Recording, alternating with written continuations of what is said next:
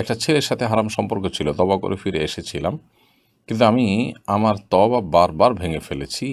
আমি এবার খুব সিরিয়াস। এখন যদি আমি আবারও তওবা করি, আল্লাহ কি ক্ষমা করবেন? লিখেছেন, শ্বশুর কিছু দিতে চাইলে নেওয়া যাবে কিনা? মসজিদের মেহরাব কবরস্থানের নির্ধারিত জায়গার মধ্যে পড়লে করণীয় কি? আমি এক জায়গায় কাজ করি, অবসর টাইমে আমি মোবাইল চালাই, কিন্তু তারপরও আমার বস আমার উপর রাগ করে মোবাইল চালাই বলেন, কিন্তু সে চালায় এবং আমার সহকারীও চালায়, কিন্তু আমি চালালে রাগ করে, আমি শুনি না, সেক্ষেত্রে আমার কি গুনাহ হবে? আমার একজন রিলেটিভ স্বামী রেখে অন্য জায়গায় আরও একটা বিয়ে করে তালাক না দিয়ে ওই ঘরে একটা মেয়ে সন্তানও আছে, এই বিয়ে সন্তান শরীয়ত সমর্থন করে কিনা? এমডি শাওন লিখেছেন, আমি এক জায়গায় কাজ করি, অবসর টাইমে আমি মোবাইল চালাই, কিন্তু তারপরও আমার বস আমার উপর রাগ করে মোবাইল চালাই বলেন, কিন্তু সে চালায় এবং আমার সহকারীও চালায়, কিন্তু আমি চালালে রাগ করে, আমি শুনি না, সেক্ষেত্রে আমার কি গুনাহ হবে? দেখুন, কে চালাচ্ছে কে চালাচ্ছে না, একজন দায়িত্বশীল মানুষ হিসাবে, একজন ইমানদার হিসাবে আপনার কর্তব্য হলো আপনি অফিস টাইমের মধ্যে ব্যক্তিগত কাজে বা যে কোনোভাবে মোবাইল টিপাটিপি করে সময় নষ্ট না করা, কাজ বহির্ভূত কাজে মোবাইল টিপাটিপি করা ঠিক হবে না। কারণ আপনার যে ৮ ঘন্টা বা ৯ ঘন্টা ১০ ঘন্টা যেটাই হোক ডিউটি করার ব্যাপারে আপনার সাথে চুক্তি হয়েছে আপনার কর্তৃপক্ষের, সেই সময়টা পুরোপুরি কাজে মনোযোগ দেওয়া আপনার কর্তব্যের অংশ। সেই টাইমে অন্য কিছু যদি আপনি করেন, এমনকি আপনি যদি তেলাওয়াতও করেন, তো সেটা আপনার জন্য জায়েজ হবে না, কারণ তেলাওয়াতের জন্য এটা আপনার টাইম না। অন্য সময় আপনাকে তেলাওয়াত করতে হবে, এই টাইমে আপনি তাকে দিবেন, কোম্পানির কাজ করবেন, তার বিনিময়ে আপনাকে স্যালারি দেওয়া হচ্ছে। বিধায় এই টাইমটা যদি না দেন, তাহলে ওই টাইমে স্যালারি আপনার জন্য জায়েজ হবে না। বিধায় এই টাইমে আপনি মোবাইল টিপবেন না। হ্যাঁ, যদি এমন হয় আপনার হাতে কোনো কাজ নাই, এই টাইমে টিপাটিপি করলে কাজের কোনো ক্ষতি হচ্ছে না, আপনি এই মুহূর্তে ফ্রি আছেন, আবার ব্যস্ত হলে আপনি তখন কাজটা করবেন, তাহলে সেক্ষেত্রে ভিন্ন কথা, সেক্ষেত্রে আপনি সেটি করতেও পারেন। এবং এটা ডিপেন্ড করবে যে পরিস্থিতিটা কী। তবে আপনার বস যে তার কথা মানা উচিত, তিনি নিজে অন্যায় করে থাকলে তিনি আল্লাহর কাছে জবাবদিহি করবেন। রাব্বাতুল বাইত আইডি থেকে আপনি লিখেছেন, একটা ছেলের সাথে হারাম সম্পর্ক ছিল, তওবা করে ফিরে এসেছিলাম, কিন্তু আমি আমার তওবা বারবার ভেঙে ফেলেছি। আমি এবার খুব সিরিয়াস। এখন যদি আমি আবারও তওবা করি, আল্লাহ কি ক্ষমা করবেন? অবশ্যই আল্লাহ তাআলা ক্ষমা করবেন। আল্লাহ তাআলা তাওয়াব মানে হলো যিনি বারবার বান্দাকে ক্ষমা করেন। বিধায় আপনি তওবা করতেই থাকবেন। তবে হ্যাঁ, এটা ঠিক যে আপনার আগের তওবাগুলোর চাইতে পরবর্তী তওবা অত্যন্ত স্ট্রং হওয়া উচিত। তা না হলে আল্লাহ তাআলার কাছ থেকে ক্ষমার আশা পাওয়া খুবই দুরূহ। বিধায় আপনার এবারের তওবা হওয়া উচিত আগেরগুলোর চাইতে শক্তিশালী, যাতে করে বেশি সময় লাস্টিং করে এবং সাস্টেইন করে, সেই চেষ্টা আপনি করবেন। শাহজালাল লিখেছেন, মসজিদের মেহরাব কবরস্থানের নির্ধারিত জায়গার মধ্যে পড়লে করণীয় কি? মসজিদের মেহরাব যদি কবরস্থানের নির্ধারিত জায়গার মধ্যে পড়ে, তাহলে সেক্ষেত্রে নামাজ হওয়ার প্রশ্ন যদি বলেন, তো নামাজ হয়ে যাবে, বিশেষ করে যদি ওই মেহরাবের নিচে কবর না থাকে, জাস্ট কবরস্থানের জায়গার মধ্যে পড়লো। কিন্তু কবরস্থানের জায়গা যিনি দিয়েছেন, তিনি নিশ্চয়ই এটা মসজিদের জন্য দেন নাই।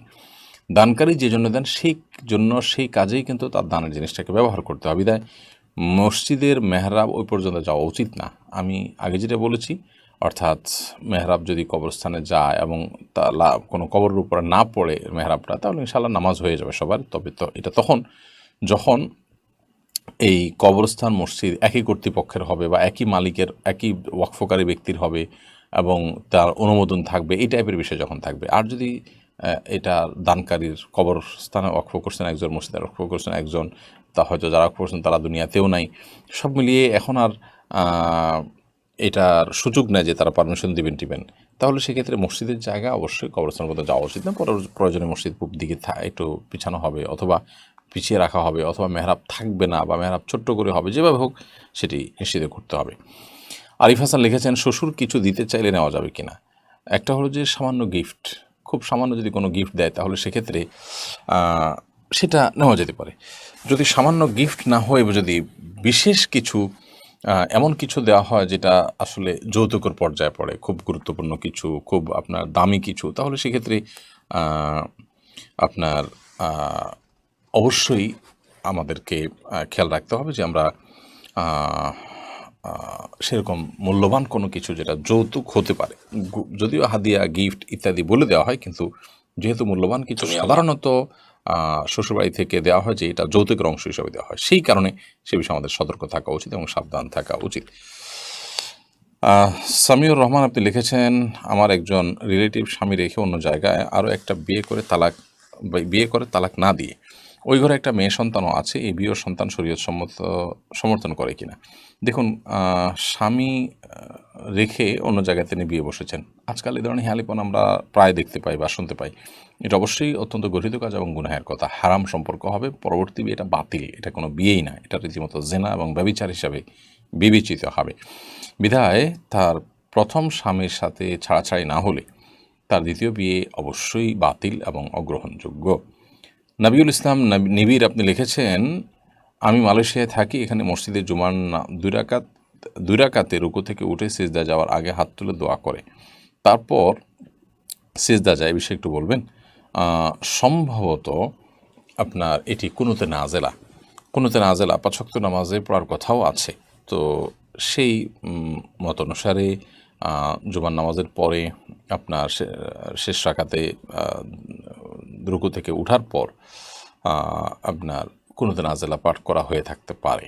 লিখেছেন, আমি একজন দত্তক মেয়েকে বিয়ে করেছি, যারা আমার স্ত্রীকে দত্তক এনেছে তারা বেঁচে নেই। আমার স্ত্রী তার সত্যিকার বাবা মাকে ঘৃণা করে, তাদেরকে সে বাবা মা বলে স্বীকার করতে চায় না। আমি অনেক বুঝিয়েছি, কিছুতেই বুঝতে চাচ্ছে না।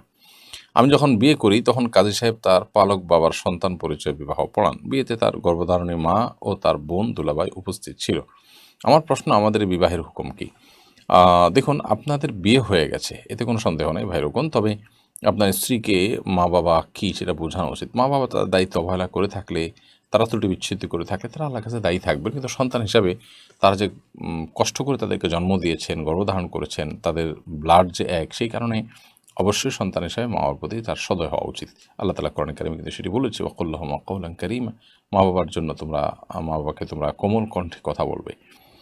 মোহাম্মদ আবদুল্লাহ আপনি লিখেছেন, জান্নাতে যাওয়ার জন্য কিছু আমলি কথা বলুন। জান্নাতে যাওয়ার জন্য ঈমানকে শুদ্ধ করতে হবে, শিরক মুক্ত করতে হবে, তাওহীদকে মজবুত করতে হবে, পাঁচ ওয়াক্ত নামাজকে সর্বোচ্চ গুরুত্বের সাথে আদায় করতে হবে এবং সেই সাথে বান্দার হক যতগুলো আছে, মানুষের অধিকার, অন্যান্য প্রাণীদের অধিকার, সেগুলো আদায় করতে হবে, সুন্দর আচরণ করতে হবে, হালাল উপার্জন করতে হবে। এই বিষয়গুলো মোটা দাগে জান্নাতে যাওয়ার জন্য সহায়ক। এর বাইরে বেশ কিছু আমল আছে যে আমলগুলোর বিনিময়ে নবী সাল্লাল্লাহু আলাইহি ওয়াসাল্লাম জান্নাতে প্রবেশ করবে মানুষ, সেই কথা বলেছেন। তো সেরকম আমলগুলো খুঁটে খুঁটে আমল করা উচিত।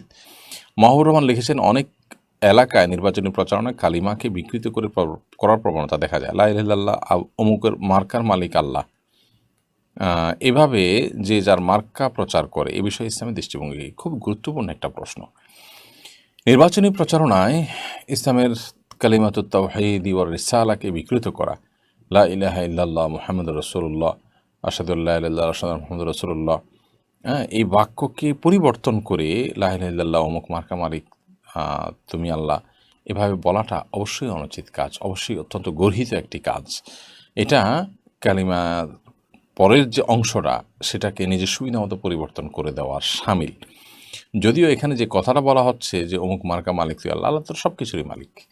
অতএব এখানে কালিমাতুত তাওহীদকে ব্যবহার করা এটা অবশ্যই অনুচিত কাজ, এটা গর্হিত কাজ, এটা কালিমাতুত তাওহীদের অবমাননা, অসম্মান। বিধায় এর বিরুদ্ধে আমাদের সতর্ক থাকা উচিত। আওলাদ মিয়া লিখেছেন, নববর্ষে আমাদের করণীয় কী বা নববর্ষ কীভাবে উদযাপন করা উচিত? দেখুন, নববর্ষ উপলক্ষে বিশেষ কোনো করণীয় নাই। যাদের জীবনে কোনো কাজ নাই, জীবনটা কোনো বিশেষ লক্ষ্যের দিকে যে যাচ্ছে তা না, হেয়ালিপনা যারা করে তারা যা খুশি তা করতে পারে। একজন ইমানদার তার জীবনটা অত্যন্ত সুচিন্তিতভাবে তিনি জীবনের প্রতিটা মুহূর্তকে ব্যবহার করবেন। আমরা জানি যে আমাদেরকে চলে যেতে হবে দুনিয়া থেকে, এটা আমাদের থাকার জায়গা না। এখানে অযৌক্তিক কোনো ফুর্তি, আনন্দ, উল্লাসে মেতে ওঠা, কোনো উন্মাদনায় মেতে ওঠা, এটা কোনো ইমানদার সাথে যায় না। একজন ইমানদার নববর্ষকে কেন্দ্র করে কিছুই করবে না। নববর্ষ বছরের নতুন দিন বা মাসের প্রথম দিন বা দিনের প্রথম প্রহর, এগুলো কোনোটাই আমাদের